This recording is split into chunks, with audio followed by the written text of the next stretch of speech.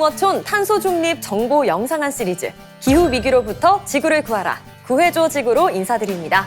그린 스토리텔러 조혜지입니다. 함께 인사드립니다. 머릿속엔 온통 지구와 개그 생각뿐인 남자. 기후위기에 관한 이야기라면 꼬리에 꼬리를 무는 이야기꾼 그린 스토리텔러로 인사드립니다. 이재형입니다. 네, 여러분 전 세계적으로 기후재앙을 막기 위한 다양한 해법들을 찾고 있는 가운데 주목받고 있는 것이 있습니다. 바로 재생에너지인데요. 그중에서도 산림 바이오매스에 대한 관심이 아주 뜨겁습니다. 온실가스를 줄이기 위해서 플러그를 빼는 것보다 이것을 먼저 실천해야 한다고 늘 이야기하는 분인데요. 첫째도 나무 심기, 둘째도 나무 심기라고 이야기하시는 한국 산림 바이오매스 전문가 이승재 대표님을 모시고 이야기를 나눠보도록 하겠습니다. 안녕하세요.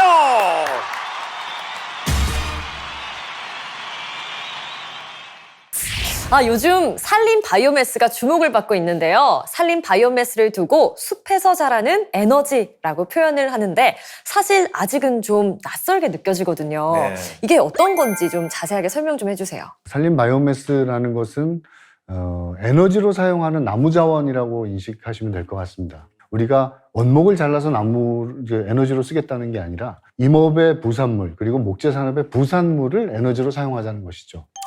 부산물을요? 그럼 뭐 어떤 것들이 있나요?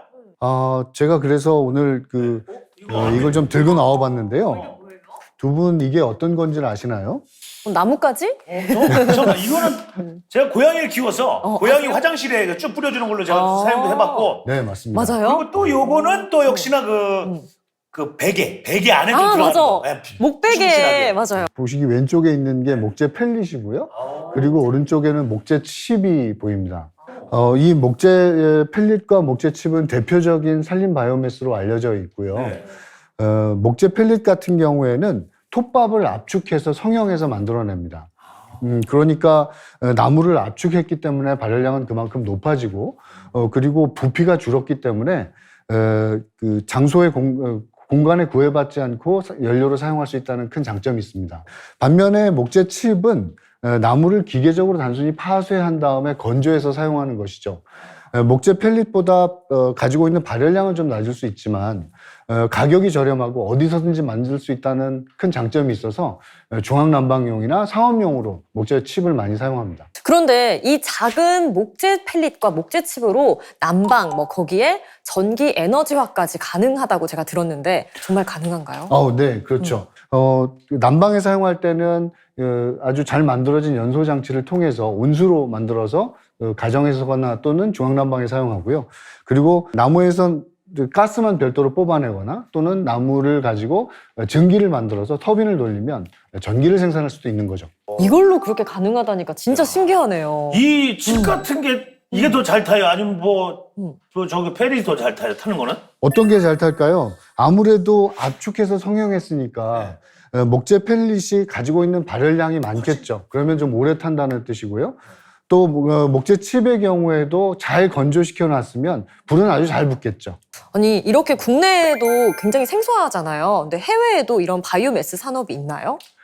국내에는 아직 잘 모르시는 분들이 많이 계시긴 합니다. 그런데 서유럽을 중심으로 해서 이 바이오매스 산업은 전 세계가 주목하고 있는 산업입니다. 재생에너지를 사용하는 분야도 전기를 생산하는 분야가 있고 또 연료로 자동차의 연료로 사용하는 분야가 있고 그리고 난방에 사용하는 분야가 있을 수 있는데 이 난방 분야에서는 이 목질개 에너지, 펠릿과 목재 칩을 사용하는 비중이 상당히 높습니다.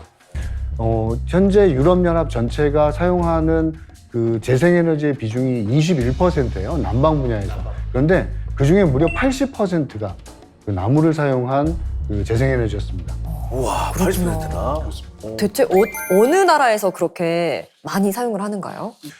아무래도 그 유럽에서도 목재 산업과 임업이 활성화되어 있는 나라에서 주로 많이 사용할 텐데요. 특히 우리가 잘 알고 있는 임업 강국은 독일과 오스트리아 정도 되는데 독일의 경우를 예로 들자면 독일은 아주 엄격하게 바이오 에너지 마을이라는 것을 인증하고 있습니다. 즉 그 마을에서 사용하고 있는 전기의 100%를 재생에너지로 감당해야 되고 두 번째는 그 마을의 난방에너지의 50% 이상을 재생에너지로 감당해야만 바이오에너지 마을이라는 인증을 받게 되는데요. 현재 무려 200개나 되는 마을이 바이오에너지 마을로 인증을 받아서 200개나 형성돼 있습니다. 아, 저는 뭐 전국 방방곡곡 뭐 스케줄 때문에 여기저기 막 팔도를 다 돌아다녔는데 우리나라에서는 본 적이 없어요. 걱정 안 하셔도 됩니다. 왜냐하면요, 우리나라에도 독일 못지않은 바이오 에너지 마을이 있습니다. 우리나라도 있어요? 네. 아, 있으면 얘기를 하지. 네, 아니, 그래서 몰랐어요. 저희가 화면으로 담아봤습니다. 여러분, 함께 보시죠. 자, 봅니다. 완주에 있네요. 오. 완주. 야, 펜션이 예쁘게 돼 있고. 자연이 아름답습니다.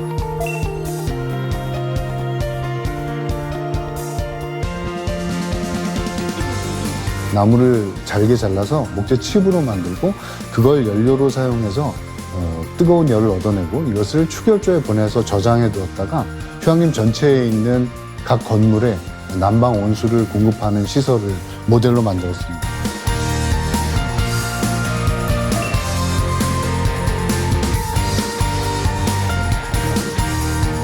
산림의 부산물들이나 또는 숲에 남아서 버려지는 그 나무들이 썩거나 발효하게 되면 배출하는 이산화탄소와 또 연소 시에 배출하는 이산화탄소가 동일하기 때문에 나무를 에너지로 사용하는 문제는 탄소 중립으로 간주해서 장려하고 있습니다.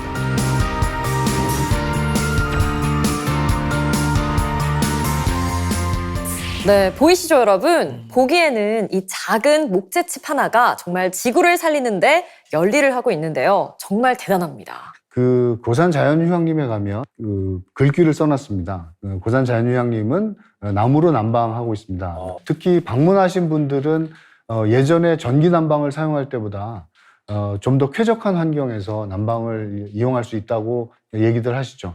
휴양림에 있는 설비는 400kW급 목재칩 보일러를 가지고 있습니다.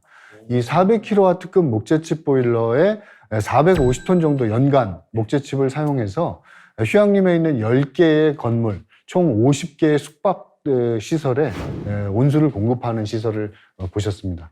야, 목재칩이 정말 되게 대단하네요. 활용도가 너무 좋아요. 온수부터 난방까지 에너지 절감 부분에서도 의미가 정말 클 것 같아요. 그죠? 네, 맞습니다. 특히 농촌에는 전기도 전기지만 열 공급이 진짜 중요하잖아요. 네. 난방도 되고 그렇죠. 또 거기에 온수까지. 동네 어르신들이 진짜 좋아할 것 같아요. 요즘 가장 핫하게 떠오르는 주인공이 아닐까 싶습니다. 그렇죠? 예, 맞습니다. 제가 떠오르는 건 아니고 이 고산 휴양림에 그 목재칩 보일러가 떠오르고 있는데요. 고산 휴양림의 목재칩 보일러는 그 발열량을 기준으로 본다면 연간 한 30% 정도의 에너지 비용을 절감시키고 있는 것으로 30%나요? 알려져 있습니다. 또 연간 4,000시간 정도 가동해서 휴양림이 필요로 하는 에너지를 충분히 공급하고 있죠. 아, 그렇군요. 무엇보다 고산 자연 휴양림 같은 경우는 지역의 나무를 활용해서 더 효과적이고 편리하게 사용할 수 있을 것 같습니다. 그리고 화석연료를 사용하지 않는 난방으로 방문객들에게도 매우 좋은 평가를 받는다고 합니다. 그렇습니다. 지금 우리 정부가 탄소 중립을 아주 중요한 과제로 내놨는데요. 이 탄소 중립을 달성하기 위해서는 마을의 에너지 자립도를 높이는 것이 무엇보다 중요하고 재생에너지를 사용한 난방을 마을 단위로 추진하는 것은 아주 중요한 과제라고 생각합니다. 특히 우리는 국토의 63%가 임야를 가지고 있는 나라이기 때문에 임업의 부산물, 목재산업의 부산물을 에너지로 사용하게 되면 그 지역의 부가가치를 높이는 것은 물론이고 임업이 부가가치를 더 높일 수 있게 되거든요. 못 쓰는 나무를 에너지 자원으로 쓸 수 있기 때문이죠. 따라서 정부에서도 굉장히 주목하고 있는 산업이라고 보여집니다. 네, 정말 중요한 산업이네요.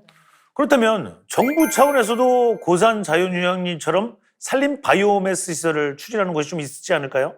네. 우리 산림청이 산림에너지 자립마을 사업이라는 것을 지난 2020년부터 추진하고 있는데요. 추진됐군요. 네. 현재 그 4곳이 산림에너지 자립마을 조성사업 대상지로 선정이 되어 있습니다. 대상지로? 네. 강원도 횡성군, 횡성. 그 다음에 전라북도 완주군, 완주. 그리고 경기도의 양평군, 양평. 그리고 올해 충청북도의 괴산군이 괴산. 산림에너지 자립마을 사업을 할 수 있도록 지정을 받았습니다. 이들 4개의 마을에는 2년간에 걸쳐서 목재 칩을 이용해서 전기도 소량으로 생산하고 마을 전체가 중앙난방할 수 있는 시설을 갖추게 되는데요. 국비와 지방비를 합쳐서 44억 2,600만 원 정도가 투자됩니다. 탄소 중립이라는 국가적 과제를 추진하기 위해서 우리의 산촌 마을, 농촌 마을에서 많이 퍼져나갈 것으로 기대하고 있습니다. 네, 우리나라에는 사실 이 바이오매스 산업이라는 게 생소하잖아요. 근데 해외에도 이런 산업이 있나요? 서유럽에 임업과 목재 산업이 활발한 독일, 오스트리아, 스위스 뭐 이런 나라들이 주로 이런 바이오매스를 가지고 하는 사업들이 많이 있는데요. 특히 이제 우리나라에서 잘 알려진 흑림이라고 하는 지역이 있습니다. 유럽을 대표하는 숲지대죠. 검은 숲. 독일 말로는 슈바르츠발트라고 하는데요. 아, 슈바르츠발트. 그 슈바르츠가 이거 아니 운이 아니. 그 슈베르트 아닌가요? 검은 숲이라고 하는 슈바르츠발트라고 하는 지역은 워낙 숲이 잘 돼 있는 지역입니다. 그렇다 보니까 여기서 나오는 목재들을 목재 산업에 사용하고 자투리, 부산물들을 에너지로 사용하는 산업이 슈바르츠발트 전체에서 아주 잘 만들어져 있죠. 특히 상트피터라고 하는 마을을 국내에 이제 소개를 많이 해드렸는데, 이 상트피터라는 마을은 마을의 건물이 한 250개 정도 되는데 10km가 넘는 열배관을 해서 이 250개 건물에 바이오매스를 이용한 난방 온수를 공급합니다. 특히 거기는 목재 펠릿 설비를 가지고 소량의 전기도 생산하는 시설을 가지고 있어서 이 설비들을 정부가 운영하는 게 아니라 주민들이 직접 투자해서 주민들이 직접 지분율이 다 있는 건가요? 맞습니다. 오, 더 열심히 하겠네. 에너지 협동조합을 구성해서 이 사업을 진행하고 있기 때문에 마을의 부가가치가 이렇게 해서 생기는 에너지로 이용한 부가가치가 주민들에게 직접 전달이 되는 거죠. 그런 측면에서 산림 바이오매스는 매우 중요합니다. 못 쓰는 나무, 임업의 부산물, 벌채 산업의 부산물과 목재 산업의 부산물을 에너지로 사용하면 그것 자체가 임업의 부가가치도 높여주고 우리 숲을 더 푸르고 우리 숲을 더 크게 가꾸는 방법이라고 생각합니다. 박수가 절로 나옵니다. 저는 와 진짜.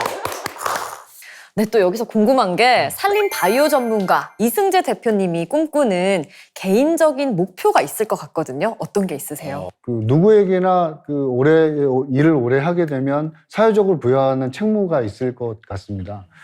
그런데 저는 오랫동안 여러 가지 외국의 사례를 보니까 산림 바이오매스를 이용한 에너지 자립, 산림 바이오매스를 이용한 마을의 중앙난방 이런 것들이 외국에서는 굉장히 잘된 사례들이 많이 나오고 있는데 안타깝게도 우리는 아직 초보 단계에 머물러 있습니다. 그래서 우리도 산림 바이오매스를 이용해서 중앙난방도 하고 에너지 자립도를 높여서 바이오 에너지 마을을 만들어낼 시점에 왔다고 생각하고요. 그래서 저에게 남겨진 임무라면 우리나라의 바이오 에너지 마을 한 곳을 만드는 것, 이것이 제가 앞으로 해야 될 일이라고 믿고 있습니다. 네, 멋있습니다. 우리나라도 고산 자연휴양림을 시작으로 산림 바이오매스를 통해 기후위기에 대응하는 최선의 에너지로 자리매김하길 바랍니다. 네, 저도 그린 스토리텔러가 오늘은 부캐였지만 앞으로 탄소 중립 생활을 실천하는 본캐로 돌아가 열심히 활동을 하도록 하겠습니다. 저 역시 그린 스토리텔러로서 일상 속 탄소 중립 생활부터 꼭 실천하도록 하겠습니다. 지금까지 농어촌 탄소 중립 정보 영상한 시리즈 기후위기로부터 지구를 구하라, 구해줘 지구 산림편과 함께했습니다. 함께해주신 여러분 감사합니다. 감사합니다. 역시 지구를 구하시오. 네.